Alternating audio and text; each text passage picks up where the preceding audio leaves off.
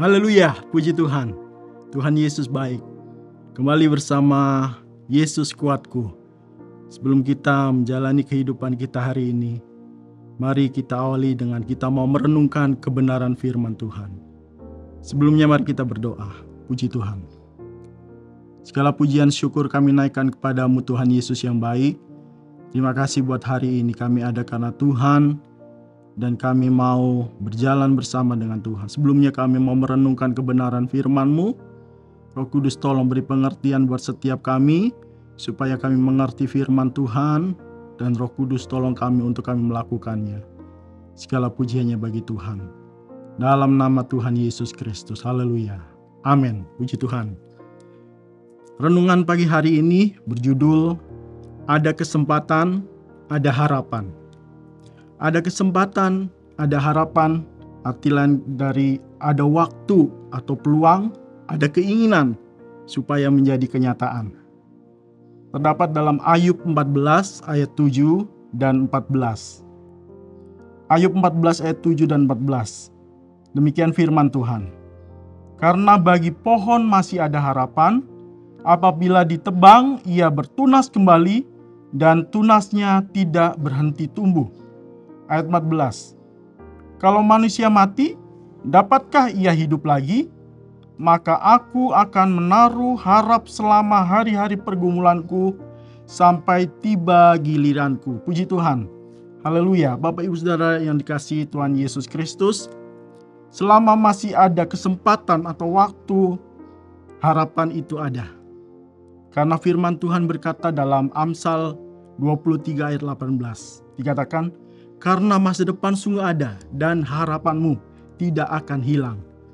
Nah, ini berlaku bagi setiap kita yang benar-benar menggunakan kesempatan atau waktu yang ada dengan sebaik-baiknya, dengan kita memperhatikan setiap keadaan hidup kita. Kita tahu bersama hidup ini adalah kesempatan. Jangan sia-siakan apa yang Tuhan beri. Jangan sia-siakan waktu yang Tuhan beri. Karena hidup ini hanya sementara. Sehingga Tuhan mengendaki setiap kita untuk kita hidup menjadi berkat. Puji Tuhan. Dikatakan Ayub 14 ayat 7. Karena bagi pohon masih ada harapan. Apabila ditebang ia bertunas kembali dan tunasnya tidak berhenti tumbuh. Kalau kita hubungkan dalam Yohanes 15 ayat 2. Di situ jelas dikatakan setiap ranting padaku yang tidak berbuah dipotongnya dan setiap ranting yang berbuah dibersihkannya supaya ia lebih banyak berbuah. Bapak Ibu Saudara yang terkasih dalam kasih Tuhan Yesus Kristus, dalam kehidupan kita selama Tuhan masih berikan kesempatan waktu kita hidup, Tuhan mau supaya kita hidup kita berbuah, hidup kita jadi berkat. Ada hal-hal yang harus kita potong dan kita buang dalam diri kita, yang harus kita bersihkan dalam hidup kita ini. Mungkin ada dosa yang selalu mengintimidasi kita. Ada hal-hal yang tidak berkenan yang masih kita lakukan. Ada keinginan-keinginan daging yang ada dalam hidup kita. Tuhan mau supaya kita buang, bersihkan, bahkan matikan dalam hidup kita. Supaya hidup kita menyenangkan hati Tuhan dan hidup kita menghasilkan buah untuk kemuliaan Tuhan. Dalam Kolose 3 ayat 5-10 dikatakan, karena itu matikanlah dalam dirimu segala sesuatu yang duniawi, yaitu percabulan, kenajisan, hawa nafsu, nafsu jahat, dan juga keserakahan yang sama dengan penyembahan berhala. Semuanya itu mendatangkan murka Allah atas orang-orang durhaka. Dahulu kamu juga melakukan hal-hal itu ketika kamu hidup di dalamnya.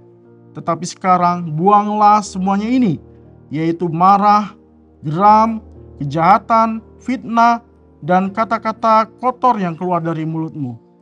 Jangan lagi kamu saling mendustai karena kamu telah menanggalkan manusia lama serta kelakuannya, dan telah mengenakan manusia baru yang terus-menerus diperbaharui untuk memperoleh pengetahuan yang benar menurut gambar Khaliknya.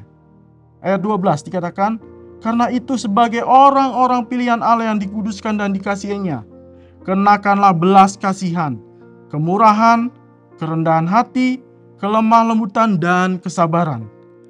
Kiranya Roh Kudus tolong setiap kita untuk memberi kekuatan bagi setiap kita, memampukan kita untuk melakukan firman Tuhan, untuk kita bisa mematikan hal-hal duniawi, untuk kita bisa membuang hal-hal yang tidak berkenan kepada Tuhan, dan kita bisa mengenakan hal-hal yang berkenan di hati Tuhan. Haleluya, puji Tuhan. Kalau kita kembali ke Ayub 14 ayat 14, di situ dikatakan, kalau manusia mati, dapatkah ia hidup lagi? Maka aku akan menaruh harap selama hari-hari pergumulanku sampai tiba giliranku. Selama Tuhan masih beri kesempatan kita hidup di dunia ini, teruslah kita mau hidup takut akan Tuhan.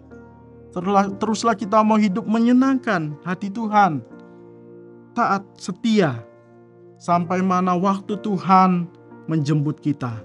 Karena kita tidak tahu kapan waktu kita ada di dunia ini. Puji Tuhan. Efesus 5 ayat 15 ayat 17. Karena itu perhatikanlah dengan seksama bagaimana kamu hidup. Janganlah seperti orang bebal, tetapi seperti orang arif. Dan pergunakanlah waktu yang ada, karena hari-hari ini adalah jahat.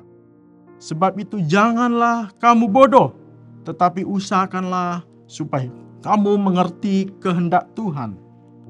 Bila mana waktu itu tiba, kiranya kita mau mengakhiri pertandingan yang baik, seperti pengakuan Rasul Paulus di dalam 2 Timotius pasal 4 ayat 7-8. Di situ dia berkata, aku telah mengakhiri pertandingan yang baik, aku telah mencapai garis akhir, dan aku telah memelihara iman.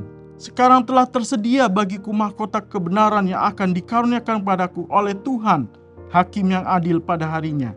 Tetapi bukan hanya kepadaku, melainkan juga kepada semua orang yang merindukan kedatangannya. Kiranya ini juga menjadi pengakuan kita sebelum kita meninggalkan dunia ini. Kita bisa katakan, aku telah mengakhiri pertandingan yang baik.